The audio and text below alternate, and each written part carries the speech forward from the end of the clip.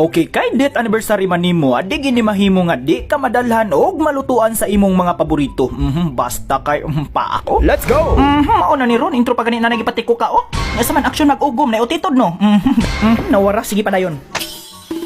Hi guys, so may adlaw na to diya. So ato sa hunong kadiyot ang atong adventure list Bantayan Island guys. Kinatay parcel nga na-receive diri guys. Okay, before ta mo proceed sa tong final adventure dito sa Bantayan Island guys. So ako sana i-insert ni nga video guys. So na nagpadala sa to ag parcel came from YT there guys. And receiving this award today on March 24, 2022 is indeed a big congratulations for us ni Papa guys. Oy, correction. 2023 uy. Oh, 2023 there. Kana kumbatira. Oh, sorry god. Kanya line pa ato sa may connection si mong Papa sa award ni magikuptan. Panira moment po kini siya. Oy, pero guwapo ang pautana. Okay, today as I received this award, goy, it also marks the 3rd death anniversary of Papa, goy. Actually, digid siya ingon nga karon, goy, last week pa ni siya naabot, karon lang nato yan, box. Kana, klaruhan. In line with that, goy, since the day he left us, I've been continuing his legacy as a fisherman. Kumbaga, dito nagsugod ato mga sea adventures, goy. And it was never planned, wag ito siya giplano pod, goy, since that was pandemic that time, shooting raw videos ragid atong time, goy, with simple edits and voice over. Grabe po ka makasultig voice over. Oy, voice over. Say it again. Okay, voice over. Kana. No, oram lagi no. Abit ako say my point is that not everything happens according to plan. So always be ready to adapt. If na opportunities giplano man or sa wala, ato nang dawaton. Oops, ay sa hagi pura initawi oy. Agawas wi. Initawi. Kana mura di bugnaw na. Bitaw ko say I'm not making this video to brag or para magpasuya ta diha nga nata na receive nga award goy. Okay kibaw na mawala ta nang bisyo ha goy. But ako ni siyang gituyo nga rin ako i-unbox in front of my father goy. Kay siya magid ang pinakarason nga nung nagsugod ta pag vlog. And medyo init na gid diha goy. Sumatika transition na gamay yung unggoy. Bitaw ko say nata gi-prepare para ka Papa diha nga lambay pero nasa ko ipuno nga istorya dito sa akong istorya gamay. Init dito no.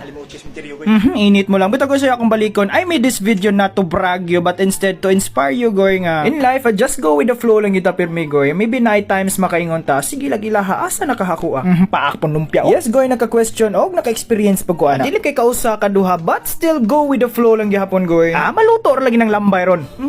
Bitaw ko say just go with the flow lang gihapon. Buhata ang mga butang kung asa ka malipayon. Kung naay problema Ginoo ang sampiton dili illegal nga butang ang buhaton. Pwede ra nang ilimnon so tas ipa imong pasensya hantod mo abot ang punto nga kita na po'y paboran sa panahon. Atik basta kay pagluto sa lambay da matik transition na dayon. Okay pagbalik na ko diri sa cemetery goy kauban na nako sila mama ug ako mga igsuon goy so gidalhan na mo si Papa diri sa iyang mga paborito goy. Nata diha lambay manok og kaning binangkal gidala sa kong maguwang goy ay usa po ni siyang mga paborito nga paan po. I don't know kung inani pud mo sa inyo ha goy but for us goy usa sa mga traditions is kaning magdaachumig pagkaon diri goy. Not only during death anniversary sa mong loved ones magdamig pagkaon goy but also kanang kalagkala. Amo po nang dadan sa Papa dihag pagkaon. And speaking of pagkaon goy, amo ra maggusla na goy medyo gabi-gabi naman sad goy. Gabi ba ing hapon pa man na. Basta kay mauna na goy ang oras di alas 5. Wa ko masayop alas 6 ba na basta kay mga na to goy kay mura gagusla na jud. Mao na ni akong giingon nga di gini mawa ang mga kubkob sa to mga contents gid goy. Well speaking of kubkob goy, mao ni ato mga main event karon nata diha lumpia kumbatira. Di na kay Paka goy pero kumbatira. Okay, di na kay siya Paka goy pero kumbatira gyapon. So aside sa lumpia goy napud diha chicken,